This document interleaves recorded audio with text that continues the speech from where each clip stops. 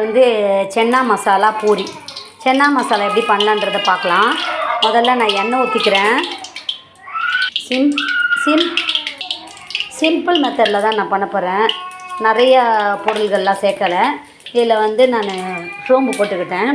அதுக்கப்புறமா நான் கட் பண்ணி வச்சுருந்த வெங்காயத்தை போட்டுக்கிறேன். வதக்கிக்கலாம். வெங்காயத்தை வதக்கிக்கிறேன்.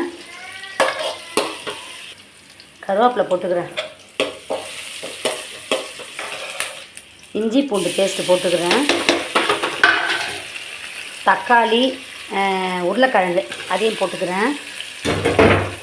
நல்லா எண்ணெயிலே வதங்கட்டும். ரொம்ப டேஸ்ட்டாக இருக்கும் இந்த சென்னா மசாலா குழம்பு.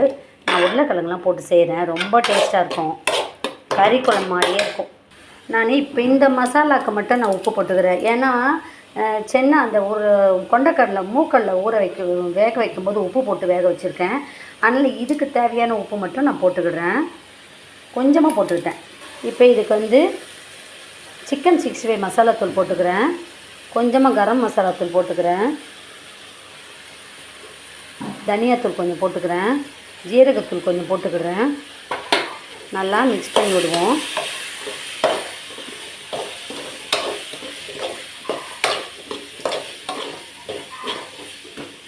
இப்போ இந்த உருளைக்கிழங்கு வேகணும்.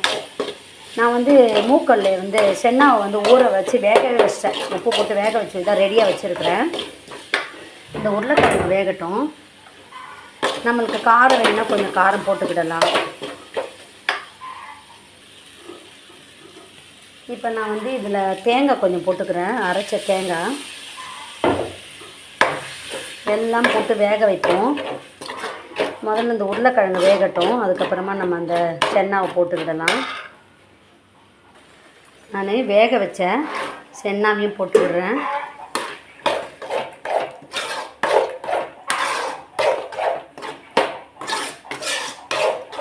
சென்னா மசாலா தயாராகிடுச்சு. ரொம்ப சிம்பிளாக தான் பண்ணியிருக்கேன். நல்லா கொதி வரட்டும். கொத்தமல்லி தழை போட்டுடலாம். இப்போ இந்த கடலை அவிச்ச தண்ணியும் இதில் ஊற்றிக்கிட்டேன். தண்ணி பதமாக இருக்குது. நம்ம கெட்டியான உடனே ஸ்டவ் ஆஃப் பண்ணிடலாம். சுவையான சென்னா மசாலா குழம்பு தயாராகிடுச்சு.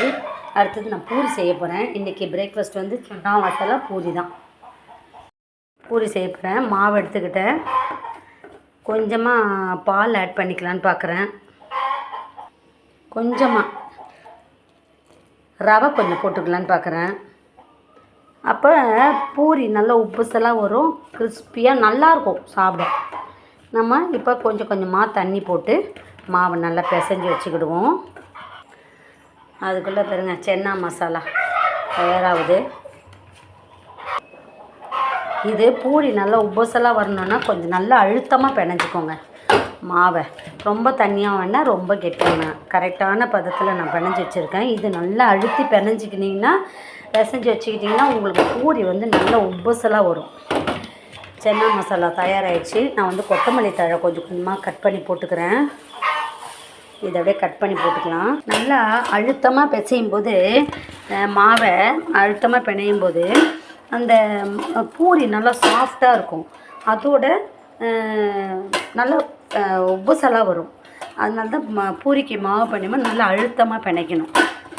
இப்போ நான் இப்படி நல்லா அழுத்தமாக பிணைய பூரியும் சாஃப்டாக இருக்கும், உப்புசலாவும் வரும். இப்போ இதில் நம்ம வந்து ரவை, கோதுமை மாவு, பால், உப்பு, தண்ணி எல்லாம் போட்டு தானே நம்ம பிணையிறோம். அப்படி பிசையும் போது ஒன்றுத்துக்கு ஒன்று நல்லா மிங்கிள் ஆகணும். அப்போ நம்ம என்ன பண்ணணும், நல்லா அழுத்தம் கொடுத்து பிசையணும். இப்போ நான் கரெக்டான பக்குவத்துக்கு பிசைஞ்சு வச்சுருக்கேன். உருண்டை பிடிச்சி பூரி செய்ய வேண்டியது தான். இந்த சென்னா மசாலாவும் தயாராகிடுச்சு. இன்னும் கொஞ்சம் கெட்டி பதத்துக்கு வரட்டும். ஸ்டவ் ஆஃப் பண்ணிடலாம். எண்ணெய் நல்லா சூடாகணும். சூடான பிறகு உருட்டி வச்ச பூரியை போடணும். எண்ணெய் சூடாயிடுச்சுன்னு நினைக்கிறேன். சூடாயிடுச்சு. கொஞ்சம் இப்படி அமுக்கி விடணும். இதை பாருங்கள் எப்படி பூரி உப்பசெல்லாம் வரப்போகுது பாருங்கள். அதே மாதிரி சாஃப்டாகவும் இருக்கும். அப்போ தான் உப்புசலாக வரும். எண்ணெய் நல்லா காஞ்ச பிறகு தான் போடணும். அப்போ பூரி நல்லா உப்புசலாக வரும்.